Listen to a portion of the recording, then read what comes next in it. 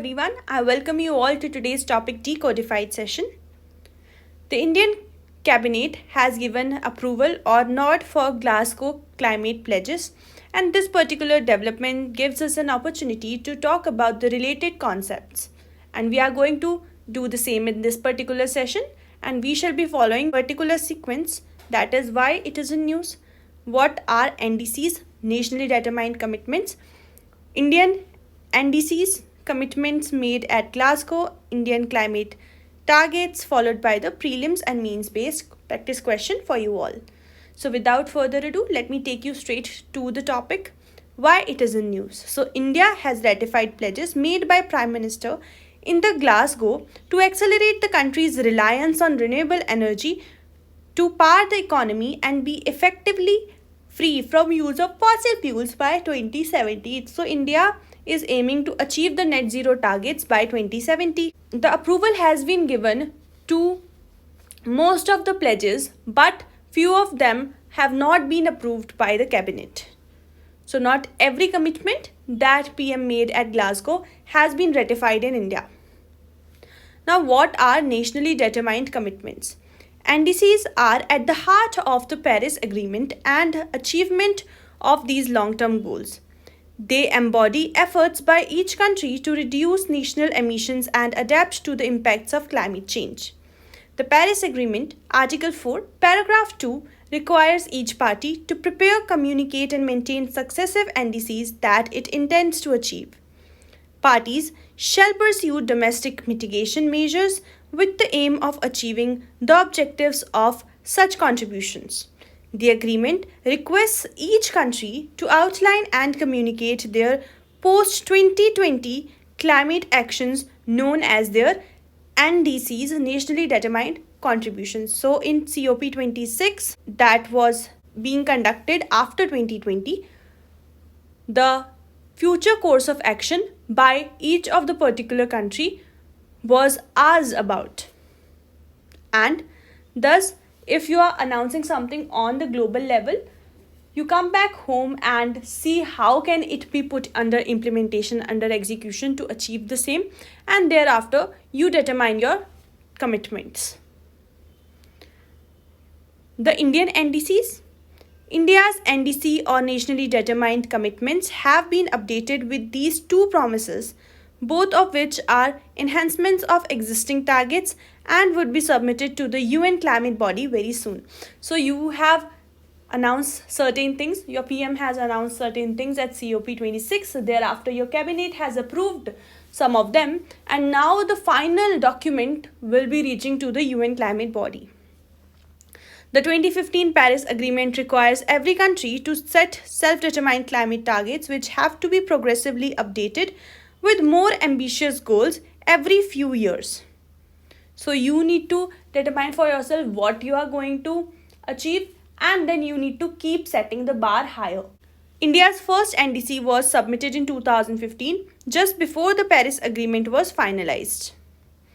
India's original NDC contained three main targets for 2030: a 33 to 35% reduction in emission intensity or emissions per unit of GDP from 2005 levels, at least 40% of total electricity generation to come from non-fossil renewable sources, an increase in forest cover to create an additional carbon sink of 2.5 to 3 billion tons of carbon dioxide equivalent. And the commitments made at Glasgow were: Prime Minister Modi promised to strengthen India's climate commitments. He made 5 promises and called it Panch Amrit, the nectar that Indians prepare using 5 ingredients. 2 of these were upward revision of existing targets, setting the bar higher, as I said, the ones that have been made official and put in the updated NDC, and both of them have been updated, approved. So what is this Panch Amrit? Let's look at that. India will reach its non-fossil energy capacity to 500 gigawatts by 2030. Remember, net zero it has to reach by 2070. India will meet 50% of its energy requirement from renewable energy by 2030. India will reduce the total projected carbon emissions by 1 billion tons from now to 2030. By 2030, India will reduce the carbon intensity of its economy to less than 45%. By 2070, India will achieve the net zero target. So, India's climate targets, existing and new ones, let's find out. PM had said that at least 500 gigawatt of India's installed electricity generation capacity in 2030 would be based on non-fossil fuel sources or renewable energy sources. Also, he said that the country would be ensuring to avoid emissions of at least 1 billion tons of carbon dioxide equivalent between now and 2030. These two promises have not been converted into official targets, but these are closely linked with others, and any progress on official targets would get reflected in these goals as well. What about net zero? Modi ji had also announced a net zero target for India for the year 2070. Net zero is a situation in which a country's greenhouse gas emissions are offset entirely, as in it is absorbing more greenhouse gas than it is producing, either by absorption of carbon dioxide. This may be done through natural processes like photosynthesis in plant or through physical removal of greenhouse gases using futuristic technologies. But net zero is a long-term target and does not qualify to be included in the NDC, which seek 5 to 10-year climate targets from the country. So even this has not been included in the current nationally determined commitments. Now, India's progress. The upward revision of the two climate targets, those relating to reductions in the emission intensity and proportion of non-fossil fuel sources in electricity generation, are no surprise. This has been happening. We have just set the bar higher. India is on way to achieve its existing target well ahead of 2030 timeline. India's emission intensity was 24% lower than 2005 levels in the year 2016 itself, the last year for which official numbers are available.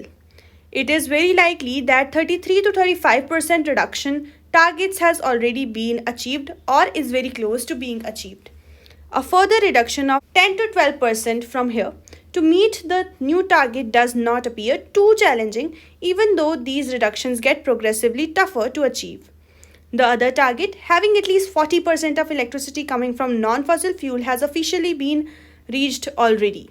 So this was about Indian targets, what has been approved, what has not been approved, what is the updation with regards to the targets that are going on currently, and so on. I hope this session has been useful for you with regards to your revision of various aspects related to this news.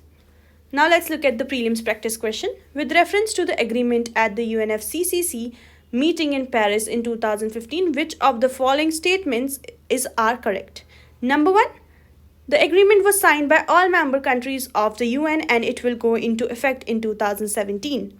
Number 2, the agreement aims to limit the greenhouse gas emissions so that a rise in average global temperature by the end of this century does not exceed 2 degree or even 1.5 degree above pre-industrial levels. Number 3, developed countries acknowledged their historical responsibility in global warming and committed to donate $1,000 billion a year from 2020 to help developing countries to cope up with the climate change. Now your answer for this particular question is B, since you have to pick the correct option. So it's 2 only. The agreement is aiming to limit the greenhouse gas to not exceed 2 degrees Celsius by the end of this century, and we are aiming to not let it increase above 1.5 degrees Celsius by 2050. So this has been the case. Every other statement is absolutely wrong. The agreement was not signed by all the member countries and it will not go into effect in 2017. Then the developed countries, no contribution has been given by them so far, and by the way, it was not $1,000 billion, it was just $100 billion. Your main practice question for today is discuss India's contribution towards net zero carbon emissions and what more India can do to achieve its goal of net zero by 2070. You need to answer this particular question in 150 words and send in your answers to us on WhatsApp to get them reviewed. This is it for today. I shall see you again tomorrow. Till then, take care, stay tuned. Thank you so much for joining in.